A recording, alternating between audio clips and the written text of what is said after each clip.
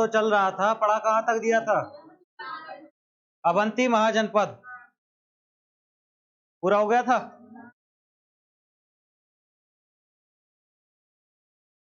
Live है?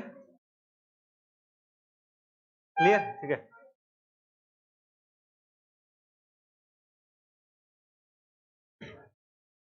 शुरू करें।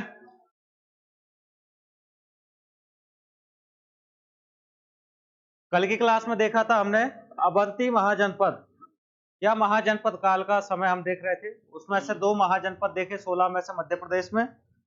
पहला था अवंती। अवंती जो महाजनपद था उसके बारे में हम लोगों ने मोस्टली चीजें देख ली थी। कहां तक?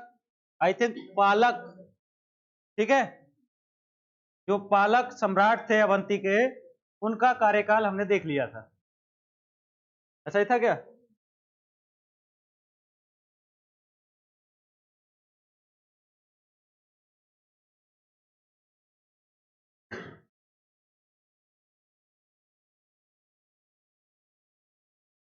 उफ।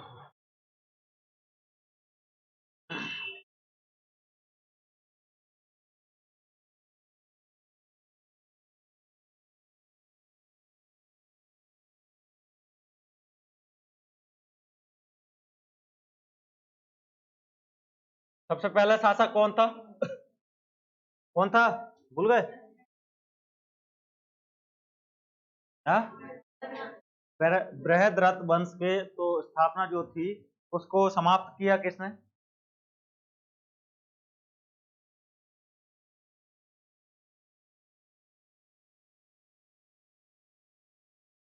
कौन था? कुलिक। फिर कौन आया? चंड प्रद्योत। फिर कौन आया? पालक। ठीक है, यहां तक हम लोग देख चुके हैं। ठीक है, कोई डाउट यहां तक? इनका कार्यकाल देख चुके हैं। इनके बाद फिर कुछ और अंतिम शासक आते हैं या जो पतन हम जिसे कह सकते हैं,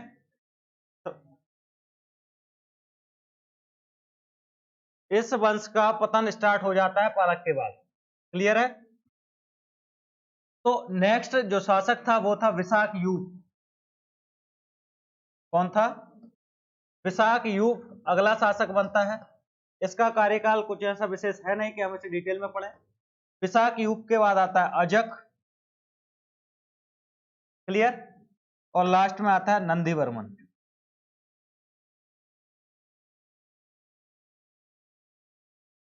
क्लियर हुआ कि नहीं? पालक के बाद कौन आया? फिर फिर फिर खत्म।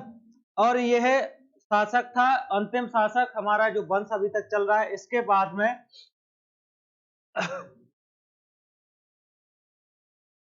इसी का सेनापति होता है शिशुनाग। क्या होता है? शिशुनाग।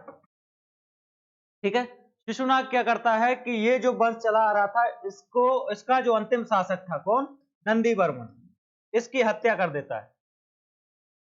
समझ में आ रहा है कि नहीं? और नंदीवर्मन की हत्या करके जो अवंती था उसको मगध साम्राज्य में मिला लेता है। समझ में आ रहा है कि नहीं? तो आपसे पूछा जाए कि नागवंश का संस्थापक कौन था? ठीक है, तो ये छोटी छोटी घटनाएं, इनको लिखते चलो। बाकी का जो और डिटेल में पढ़ना होगा वो मौर्य काल में आके पढ़ेंगे।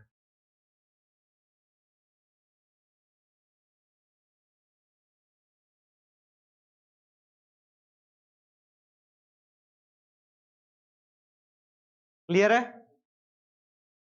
इसके बाद में दूसरा महाजनपद था चेदी। चेदी देखा था? तो इसके बारे में मोस्टली यही ध्यान रखना है कि वर्तमान में कौन सा क्षेत्र आता है। कौन सा क्षेत्र आता है?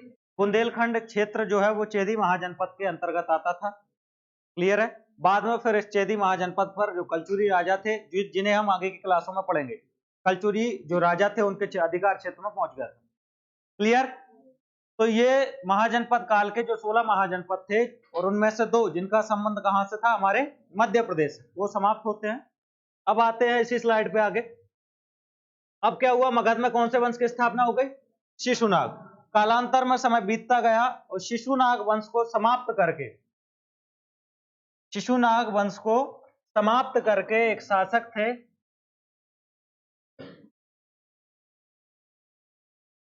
महापद्मानंद। कौन थे? महापद्मानंद। ये मगध साम्राज्य में शिशुनाग वंश को समाप्त या नाग वंश को समाप्त करके नंद वंश की स्थापना कर देते। ठीक है। अब मगध पर कौन शासन करेगा? नंद वंश शासन करना चालू करेगा।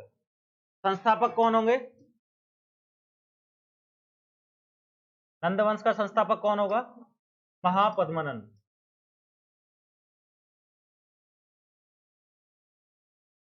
क्लियर है? महापद्मानंद के बाद एक राजा आते हैं और उनका नाम था घनानंद। नाम सुना है इनका? कौन आते हैं? घनानंद। क्लियर है? अधिकार क्षेत्र कौन सा होगा? क्योंकि अभी जो मध्य प्रदेश वाला कुछ हिस्सा है वो मगध साम्राज्य का ही हिस्सा था। ठीक है। ये काफी उस समय में जो नंद वंश था इसकी काफी विशाल सेना थी, काफी प्रतापी शासक हुए इसके। क्लियर है? तो अगला कौन सा आता है हमारा? घनानंद अगला राजा सम्राट बनता है। ये था हमारा सिकंदर के समकालीन। किसके समकालीन था? सिकंदर के समकालीन। देखते जाना, स्टोरी नोट डाउन बाद में करना।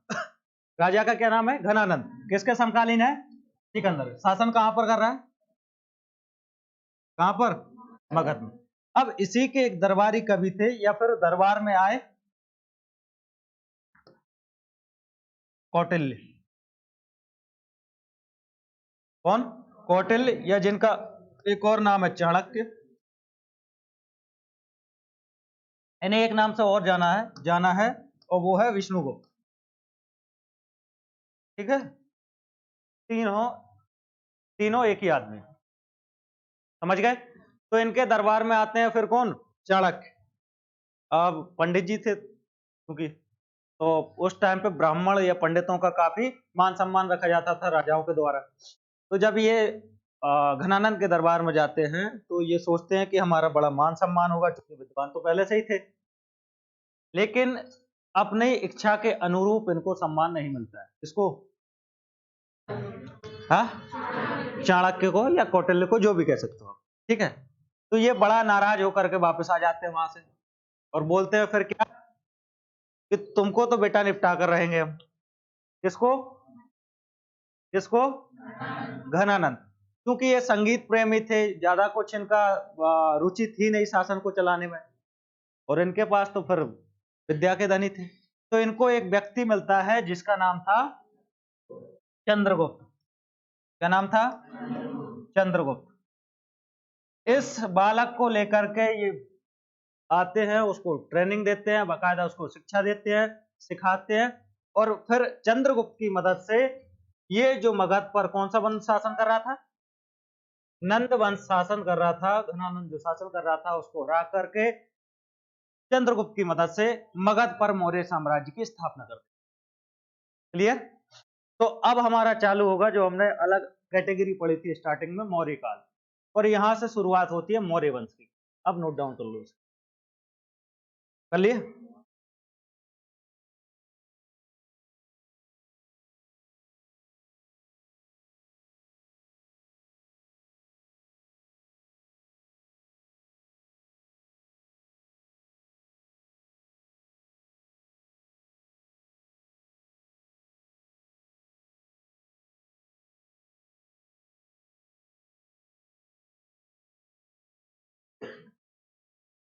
पीछे जगह नहीं है? हाँ, 10 बजे आओगे तुम और आगे जगह चाहिए फिर। देख लिया? ठीक है। तो कौन कौन सा देखा हमने पहले? सबसे पहले क्या देखा था? अरे कौन सा वंश देखा? नागवंश। उसके बाद नंदवंश, और अब आता है हमारा मौर्य वंश। कौन आएगा? मौर्य वंश। संस्थापक कौन था?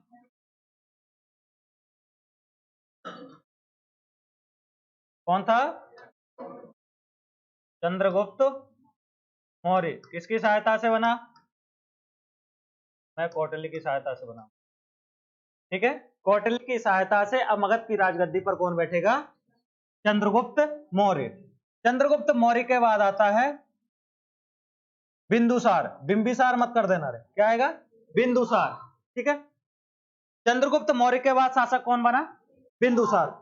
और बिंदुसार का पुत्र था अशोक, जो कि आगे चलकर मगध का सम्राट बनता है। क्लियर है? समझ में आया कि नहीं? फोटो देखोगे इनकी? ये देखो,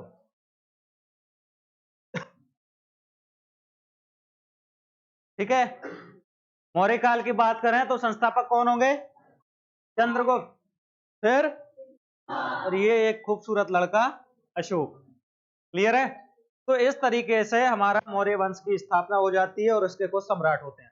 ध्यान से देखना, संस्थापक चंद्रगुप्त मौर्य थे। अब इनके बारे में डिटेल नहीं पढ़ना है, क्योंकि हम उसी शासक की डिटेल पढ़ेंगे जिसका संबंध मध्य प्रदेश से होगा। तो इन दोनों का ज्यादा संबंध है नहीं, चंद्रगुप्त मौर्य बिंदुसार। बिंदुसार का पुत्र कौन था? अशोक। बिंदुसार अपने शासन काल में क्या करते हैं, चूंकि जो मगध साम्राज्य जो था, मगध जो डायनेस्टी थी काफी बड़ी थी, तो इसके अंतर्गत एक प्रांत आता था, क्या नाम था उसका? उज्जैनी यावंती। क्या नाम था उसका? उज्जैनी यावंती। उज्जैनी अवंती का अशोक को प्रांतिपति बना करके भेज देते हैं। क्या करते हैं? प्रांतिपति। उस जमाने में या आज भी, आज से पहले बात कर रहे हैं, जब भी राजवंश चलते थे तो क्या होता था कि राजा हैं, अब 10-20 उनके पुत्र हैं, ठीक है, तो वो क्या करते थे, फिर अपना जो साम्राज्य था, वो जो युवराज होते थे, राजा राजधानी में बैठता था, उसके बाद जो छोटे छोटे प्रांतों में जो अपना क्षेत्र बटा रहता था, वहां पर उन युवराजों को भेज देते थे कि अपना एडमिनिस्ट्रेशन उस एरिया का तुम खुद देखो। ठीक है, अब वो बात अलग है कि वो बगावत कर दे, उस क्षेत्र को स्वतंत्र घोषित कर दे, वो बात की घटना है। क्लियर है? तो इसी तरीके से मगध साम्राज्य था, उसी का एक प्रांत था, कौन सा? हमारा उज्जैनी यावंती। ठीक है, तो उसी का प्रांतिपति बनाकर भेजा किसको? अशोक को। किसने? बिंदुसार। क्लियर है?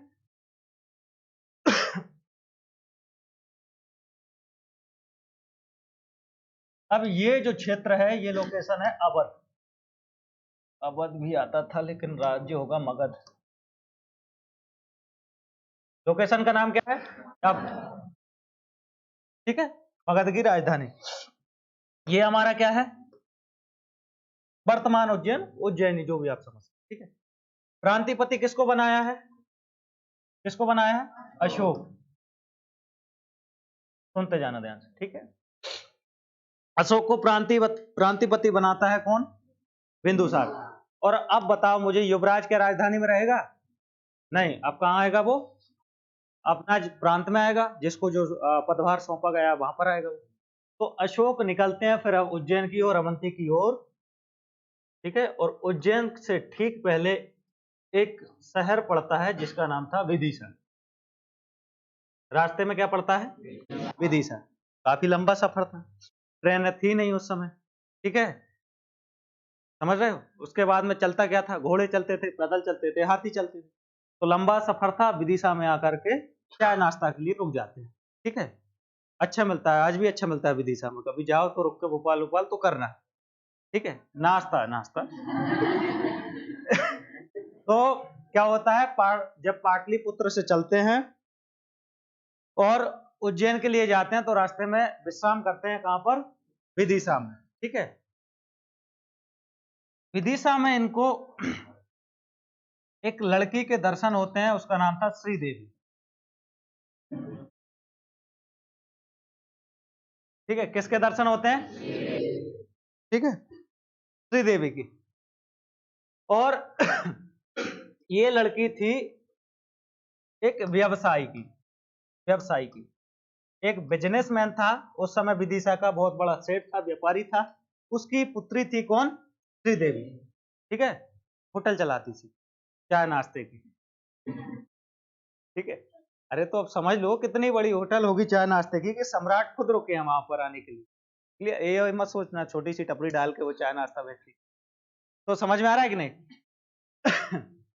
क्या नाम था? श्रीदेवी। किसकी लड़की थी? एक व्यवसायी व्यापारी की, एक धनी व्यापारी था उस समय विदिशा का, उसकी क्या थी? लड़की। इसके कुछ और भी नाम थे, श्रीदेवी, कुमार देवी,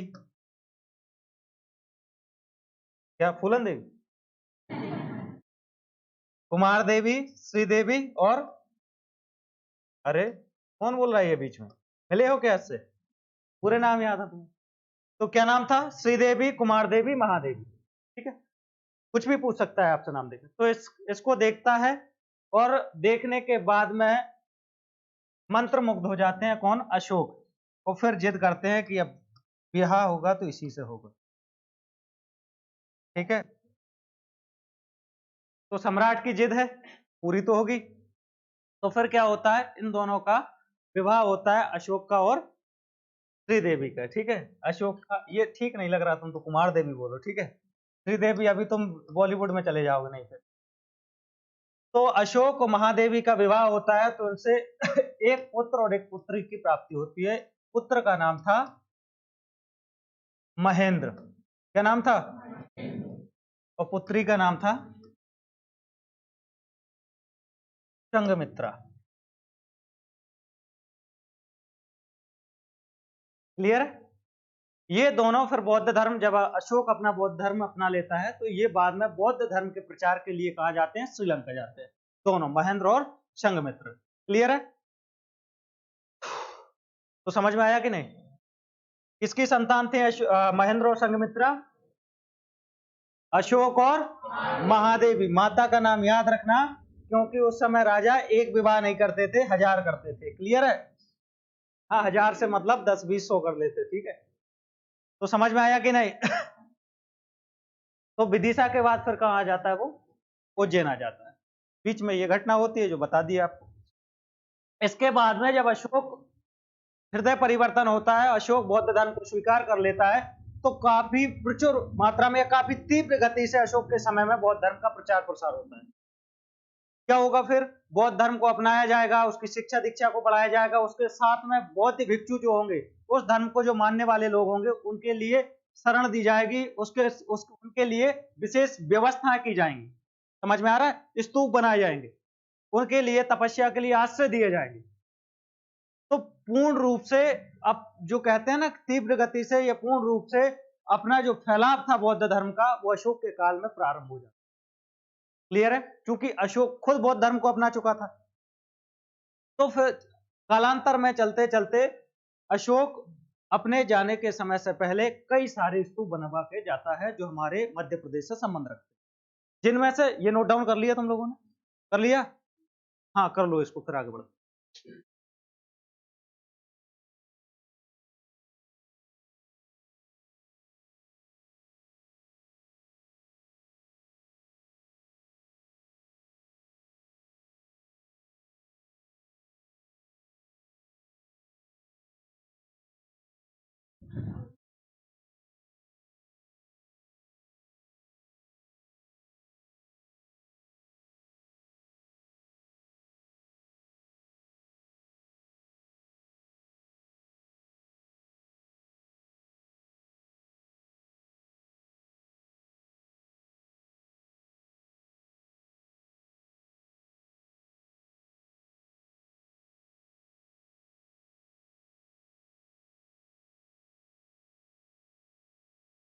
क्या हुआ? दिख गया क्या मैप में अशोक? कहाँ है? क्या? अच्छा, लोकेशन देख रहे हो? हाँ, देख लो, पटना दिख रहा है उसमें। अरे तू लिख ले भैया, मत लगा दिमाग, अभी और कंफ्यूजन हो जाए। दिख गया? वहीं से चलेगा विदिशा को पहुंच जाए। तुम अशोकनगर से निकल लो, और क्या, दक्षिण की तरफ। हो सकता है एक आध श्रीदेवी मिल जाए। हाँ, मिलवा ही देते हैं, नाम जान के क्या करोगे? हाँ, क्यों?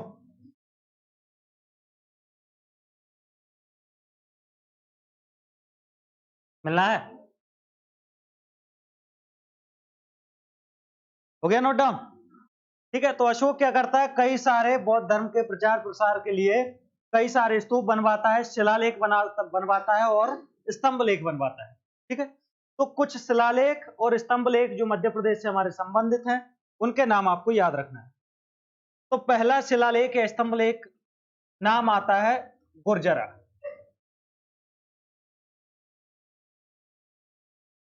लोकेशन है दतिया। गुर्जरा अभिलेख कहां पर है? दतिया। और यहां से अशोक का एक नाम देखने को मिलता है, देव नाम प्रिय अशोक। इसी अभिलेख में यह नाम हमें देखने को, कौन सा नाम? देव नाम प्रिय अशोक या फिर प्रिय दर्शन। ध्यान रखना, यह प्रश्न कई बार पूछा जा चुका है कि देव नाम प्रिय अशोक किस अभिलेख में देखने को मिलता है हमें। तो आंसर क्या होगा? गुर्जरा अभिलेख। यह प्रश्न ऐसे भी पूछ सकता है कि गुर्जरा अभिलेख निम्न में से किस जिले में अवस्थित है? तो कौन सा जिला आएगा? दतिया। ठीक है। फिर दूसरा आता है रूपनाथ।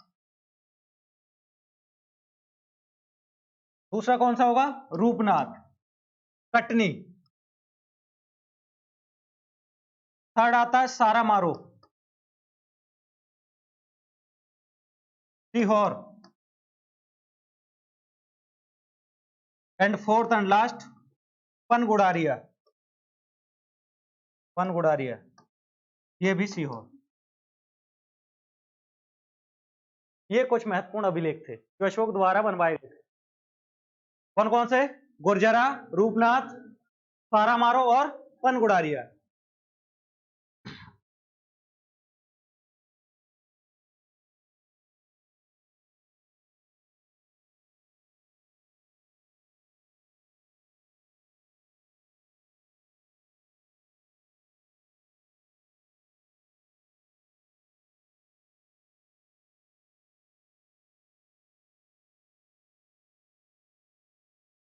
कहां पर पुराना होगा? कटनी है अभी।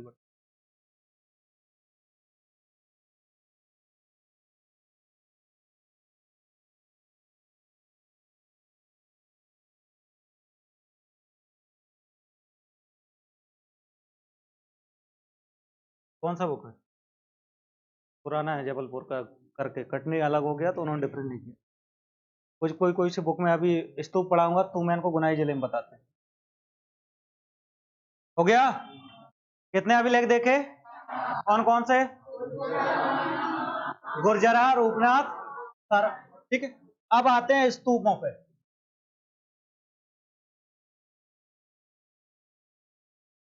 स्तूपों की बात करें तो कई सारे स्तूप हजारों की संख्याओं में अशोक ने बनवाए। उन्हीं में से एक प्रमुख स्तूप था जो हमारे मध्य प्रदेश से संबंधित है। क्या नाम है? सांची स्तूप। सांची स्तूप। समझ में आया? पहला जो कंस्ट्रक्शन करवाया अशोक ने मध्य प्रदेश में सबसे बड़ा, वो क्या होगा? सांची स्तूप। क्या हुआ स्तूप? जानते हो क्या होता है? क्या होते हैं? हाँ, क्या होता है? जानते तो है, हाँ। क्या होता है बताओ? उल्टा कटोरा रख दो तो स्तूप है। क्यों? ऐसा ही स्ट्रक्चर होता है ना उसका। क्या होता है? इसी तरीके का स्ट्रक्चर होता है। फिर वहां की इसके तोरण द्वार बनाए जाते हैं, रेलिंग बनाई जाती है, वो अलग बात है। स्ट्रक्चर तो मोस्टली ऐसा ही होता है ना। में क्या होता था? जो भी बौद्ध संत होते थे उनकी अस्थियों को रख करके ये बना दिए जाते थे। क्लियर है? तो पहला कौन सा स्तूप देखने को मिलता है? सांची स्तूप। निर्माण किसने करवाया? अशोक ने। निर्माण किसने करवाया? किस वंश का शासक था? सॉरी, किस वंश का? मौर्य वंश का। क्लियर है? अब दूसरे नंबर पर जो आता है वो आता है तुमेन स्तूप। तुमेन स्तूप ये आता है अशोकनगर जिले में। कौन सा जिला होगा? अशोकनगर जिला। अशोकनगर जिले की जो तुमेन नामक जगह है वहां पर अशोक ने क्या करवाया? तुमेन स्तूप का निर्माण करवाया। सांची स्तूप किस जिले में होंगे? रायसेन। विदिशा मत कर देना इसमें, ठीक है। जिला कौन सा होगा? रायसेन। नेक्स्ट आता है तुमेन। थर्ड आता है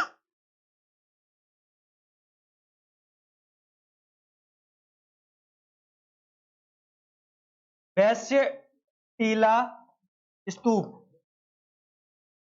उज्जैन। वैश्य टीला स्तूप, उज्जैन। ये जो वैसे टीला स्तूप उज्जैन में अवस्थित है, इसको अशोक ने अपनी पत्नी महादेवी के लिए बनवाया था।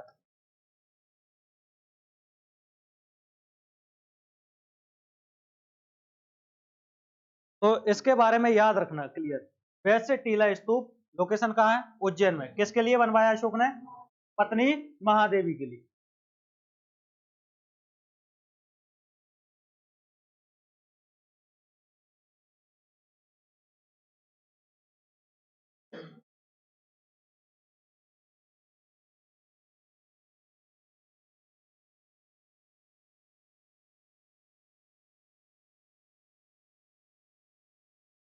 हो गए?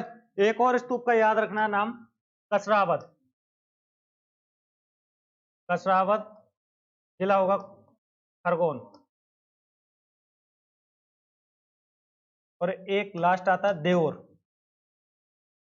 देउर रीवा।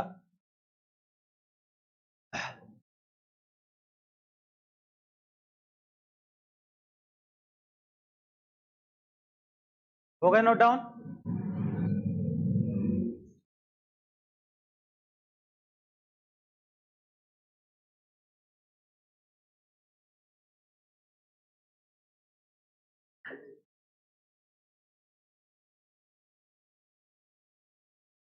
क्लियर?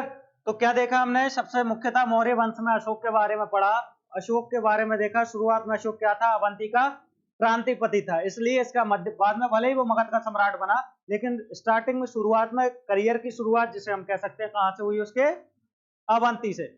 तो बहुत सारे उसने निर्माण कार्य करवाए, जिनमें से कुछ अभिलेख लिखे, शिलालेख लिखे। उनमें हमने देखे टोटल कितने? 4। पहला कौन सा था? गुर्जरा। दूसरा Rupnath. Third and fourth Pangurari. 2 Sehore में थे, एक कटनी में था और एक दतिया में था। ठीक। फिर आते हैं हम स्तूप पर। तो स्तूपों की बात होगी तो सबसे पहला स्तूप कौन सा आएगा? सांची का। दूसरा दूसरा तुमैन, जिला अशोकनगर। थर्ड कौन सा आएगा? वैस टेकरी टीला, कहां पर? उज्जैन। And fourth? ठीक। बस इसके बाद में मौर्य वंश धीरे धीरे अशोक के बाद में समाप्त होता जाता है। ठीक है? क्या होगा? मौर्य वंश का पतन प्रारंभ हो जाएगा अशोक के बाद में। और अब इस मगध साम्राज्य पर अगला जो राजवंश आएगा उसका नाम है शुंग वंश। कौन सी डायनेस्टी? शुंग डायनेस्टी। ठीक है? शुंग वंश का संस्थापक था पुष्यमित्र शुंग।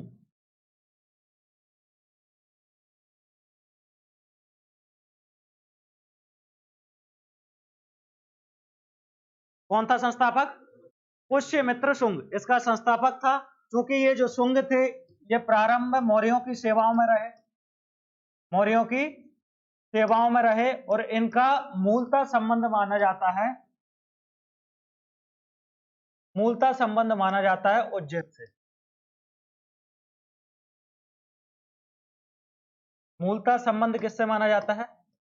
उज्जैन से माना जाता है। रहने वाले कहां के थे? उज्जैन के। ठीक है? तो कौन आता है मौर्यों के बाद? शुंग डायनेस्टी आता है। संस्थापक कौन होता है? पुष्यमित्र शुंग।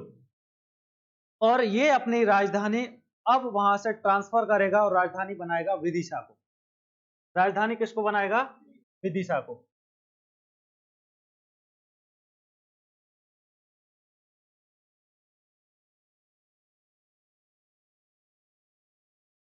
राजधानी क्या होगी? विदिशा। अब इसके जीवन काल में कुछ घटनाएं होती हैं। पहली घटना वो ये थी कि इसने 2 अश्वमेघ यज्ञ करवाए थे। अश्वमेघ यज्ञ। और किसके नेतृत्व में? पतंजलि ऋषि के नेतृत्व।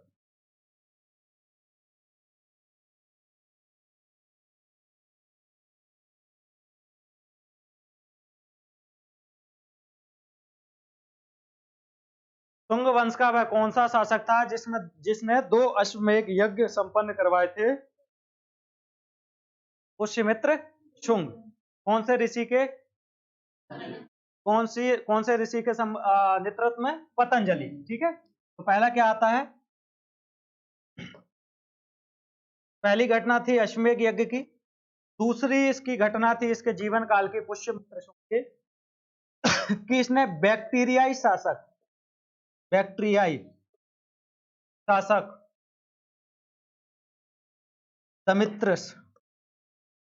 दमित्रियस को पराजित किया। इसका मतलब काफी प्रतापी शासक था। कौन? पुष्यमित्र शुंग।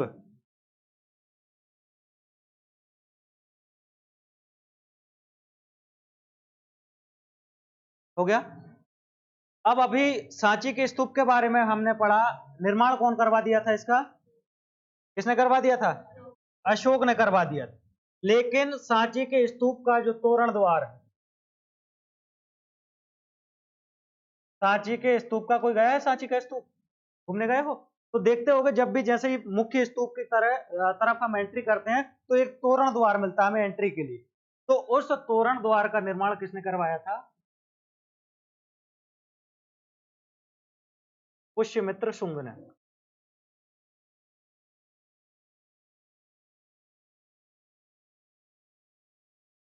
क्लियर है कि नहीं? सांची स्तूप का जो तोरण द्वार है उसका निर्माण किसने करवाया था? पुष्यमित्र शुंग ने। इस तरीके का एक एंट्री गेट होता है। ठीक है, इस तरीके की आकृतियां होती हैं, कलाकारी होती है। यहाँ पर कई कई विभिन्न मुद्राओं में चित्रों को अंकित किया जाता है। समझ में आया? पत्थरों की एक शिला, चट्टानों को काट के बनाया जाता है, इसे कहते हैं तोरण द्वार। समझ में आया? तो सांची के, अब प्रश्न अलग अलग तरीके से पूछा जाता है। सांची के स्तूपों का निर्माण किसने करवाया? सांची के स्तूप में जो तोरण द्वार है उसका निर्माण किसने करवाया? सांची के स्तूप की जो रेलिंग है उसका निर्माण किसने करवाया? वो आगे देखेंगे। तो इस तरीके से प्रश्न बनते हैं, इसलिए मैंने बताया इसको। क्लियर है? तो कितनी घटनाएं देखी टोटल? 3 देखी। गिनती में 3 ले लो, वैसे मुख्य रूप से 2 थी। पहली कौन सी? कि इसने, पुष्यमित्र शुंग ने क्या करवाए? 2 अश्वमेध यज्ञ। दूसरी, बैक्टीरियाई शासक जो था दमित्रियस को इसने पराजित किया। एंड थर्ड, सांची के स्तूप का जो तोरण द्वार था उसका निर्माण भी किसने करवाया? पुष्यमित्र शुंग ने। क्लियर? कोई जानता है अश्वमेध यज्ञ क्या होता है? क्या होता है बताओ। अच्छा, राम जी ने करवाया था वो तो मुझे पता है, होता क्या है ये तो बताओ।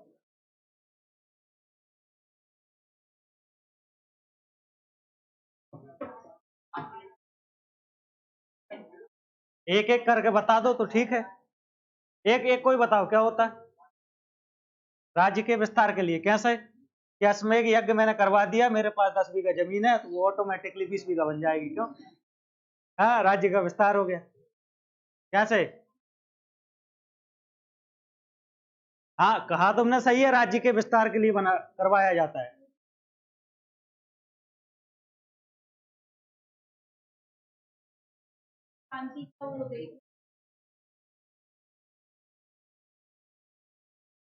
ऐसा ही है।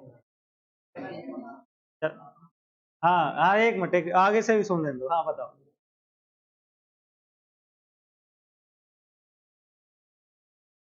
हम्म, हाँ बोल भाई।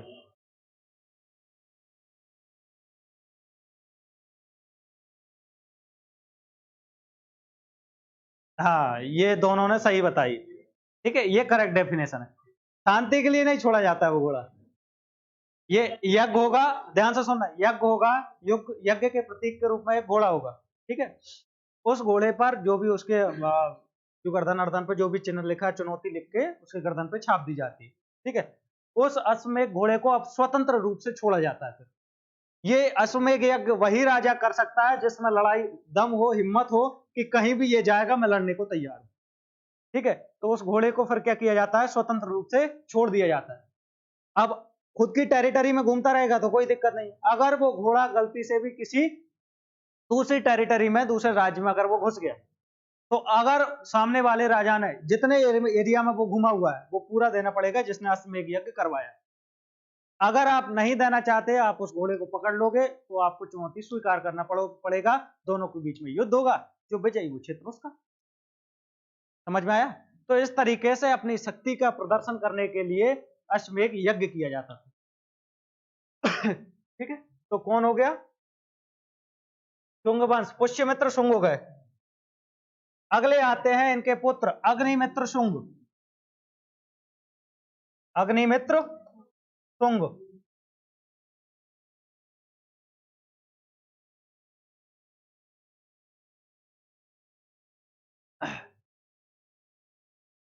पुष्यमित्र शुंग के पुत्र कौन थे? ठीक है, अग्निमित्र शुंग आते हैं। ये इससे पहले क्या थे? वायसराय थे। क्लियर है? युवराज थे, क्रांतिपति थे। उसके बाद पुष्यमित्र के बाद शासक बनते हैं अग्निमित्र शुंग।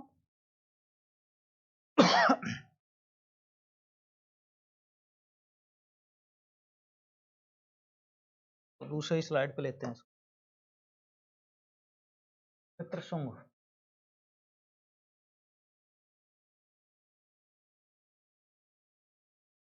ठीक है, इनके जीवन काल की कुछ घटनाओं को देखें तो सबसे पहला जो था हमारा सांची का जो स्तूप है, सांची का जो स्तूप है उसके ऊपर जो रेलिंग बनी हुई है, उस रेलिंग का निर्माण किसने करवाया?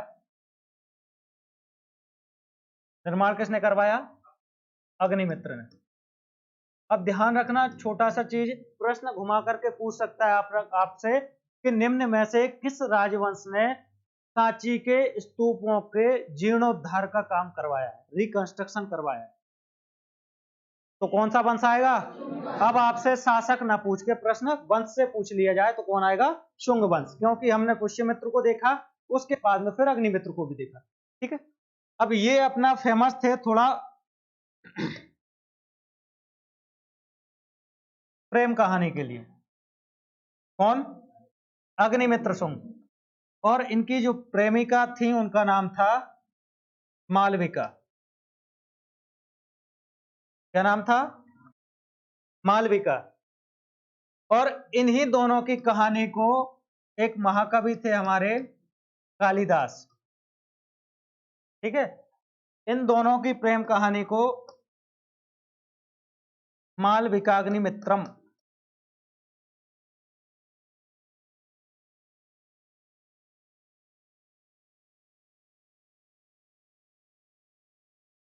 मालविकाग्निमित्रम रचना के द्वारा कालिदास ने बताया। क्लियर है? मालविका से मालविका और अग्निमित्रम से अग्नि, अग्निमित्र शुंग। क्लियर है?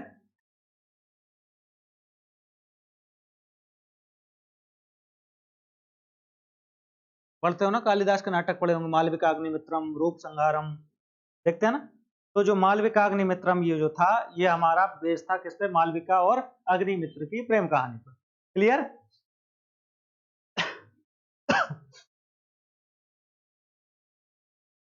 इसी शुंग वंश के अगले राजा आते हैं भागभद्र। कौन आता है? भागभद्र। अब इनके जीवन काल में, भागभद्र के जीवन काल में एक घटना घटती है। एक विदेशी शासक जो कि कहां का था? यूनान का। यूनान, ग्रीक का एक क्या था? विदेशी शासक का एक राजदूत आया था जिसका नाम था क्या? हेलियोडोरस। हेलियोडोरस कहां आया? विदिशा आया। किस राजा के शासनकाल में आया? भागभद्र। किस वंश का था ये राजा? शुंग वंश का। ठीक है, शुंग वंश का शासक भागभद्र। तो इसके समय में घटना घटी कि जो यूनानी शासक था उसका राजदूत क्या नाम था? हेलियोडोरस। कहां आया? विदिशा आया। और विदिशा आकर के ये जो उस समय भागवत धर्म या वैष्णव धर्म हम जैसे कहते हैं, कौन सा? वैष्णव धर्म। वैष्णव धर्म से ये काफी प्रभावित होता है। ठीक है, और इस धर्म से प्रभावित होकर के ये विदिशा में हेलियोडोरस स्तंभ का निर्माण करवाता है। स्तंभ का निर्माण करवाता है, जो कि आज भी हमें देखने को मिलता है।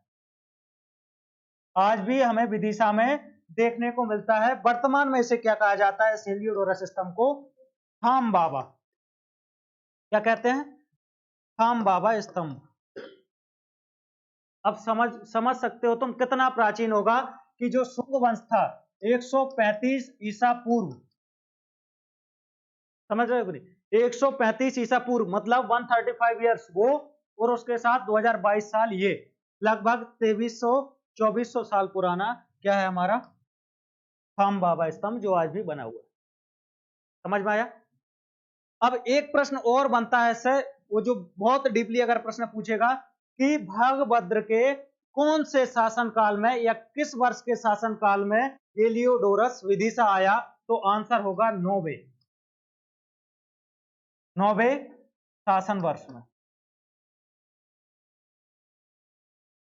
नोट डाउन करो इसे, इंपोर्टेंट लगा।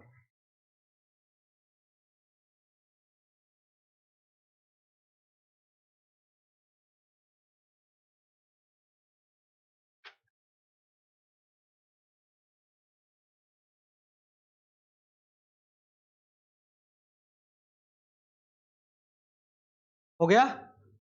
क्लियर है? तो शुंग वंश के कितने शासक देखे हमने? कितने देखे? 3। पहला कौन सा था? पुष्यमित्र शुंग। क्या किया इसने? सबसे पहले तो शुंग वंश का संस्थापक स्थापना की इसी ने। उसके बाद में क्या किया इसने? 2 अश्वमेघ, एक नहीं 2 अश्वमेघ यज्ञ किए।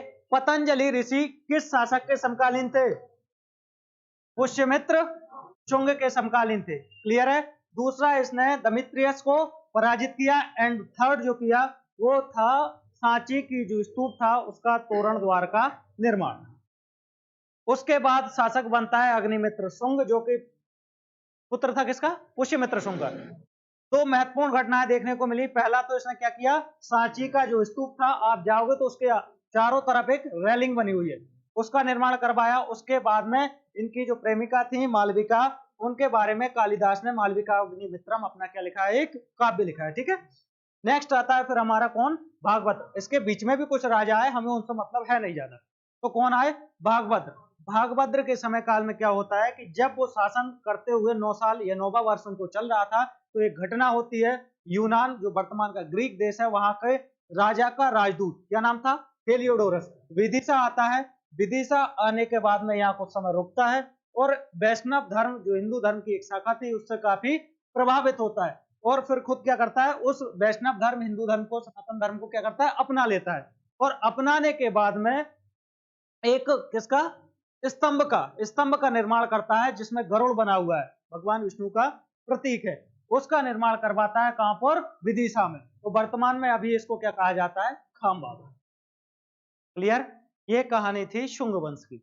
इससे पहले कौन सा वंश देखा हमने? मौर्य वंश। कौन था संस्थापक? चंद्रगुप्त मौर्य। किसकी सहायता से शासन की गद्दी पर बैठा? चाणक्य की। क्लियर है? उस किसको हरा करके बैठा? किसको? धनानंद को। क्लियर है? फिर आया कौन? बिंदुसार। ठीक है, बिंदुसार ज्यादा कुछ पढ़ने को है नहीं एमपी में। फिर आया उसका पुत्र अशोक। कौन आया? अशोक। क्या था पहले? प्रांतिपति। कहां का? उज्जैन का। उज्जैन का प्रांतिपति। उसके बाद में विवाह होता है किसके साथ? महादेवी के साथ, जो कि कहां की थी? विदिशा की थी। एक पुत्र और एक पुत्री। पुत्र का नाम महेंद्र, पुत्री का नाम संघमित्रा। पुत्री का नाम संघमित्रा। दोनों बाद में फिर श्रीलंका गए थे बौद्ध धर्म के प्रचार के लिए। क्लियर है? फिर क्या होता है, इसने कुछ शिलालेख स्तंभ लेखों का निर्माण करवाया, उसके साथ कुछ स्तूपों का निर्माण करवाया। अब शिलालेख स्तंभ लेखों में बात करें तो जो आप अशोक नाम से अशोक को जानते हैं, ये कहां देखने को मिला हमें? गुर्जरा। गुर्जरा अभिलेख, जो कि कहां पर स्थित है? दतिया में। क्या लिखा था वहां पर? देव नाम प्रिय, देव नाम प्रिय प्रिय दर्शन अशोक। ठीक है, ये नाम हमें देखने को मिलता है किसका? अशोक का। दूसरा हमने अभिलेख देखा रूपनाथ, लोकेशन कटनी। थर्ड क्या देखा था? तारामारो। और फोर्थ पनगुड़ारिया। ये दोनों कहां पर थे? सीओ। अब स्तूपों की बात करें तो पहला कौन सा? सांची स्तूप। दूसरा टूमैन, जिला कौन सा होगा? अशोकनगर। तीसरा वैश्य टेकरी, किसकी याद में बनवाया? अपनी पत्नी महादेवी के लिए। And fourth Kasrawad. और फिफ्थ देउर। देउर कहां पर है? रीवा। क्लियर है? ये था अशोक के बारे में कुछ चर्चा। समझ में आया कि नहीं? क्लियर है? तो अगली क्लास में देखेंगे हम कल कुषाण वंश। ठीक है, हेडिंग डालो कुषाण वंश।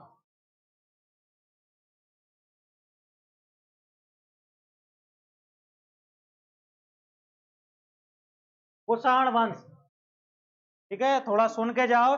ये जो कुषाण वंश था आप देख सकते हो, ये मुख्य रूप से एक जनजाति से उभर करके इसने उस एक बहुत बड़े भू अधिकार क्षेत्र पर राज किया था। किसने? कुषाण वंश ने। ठीक है, इसके बारे में देखेंगे कल की क्लास में।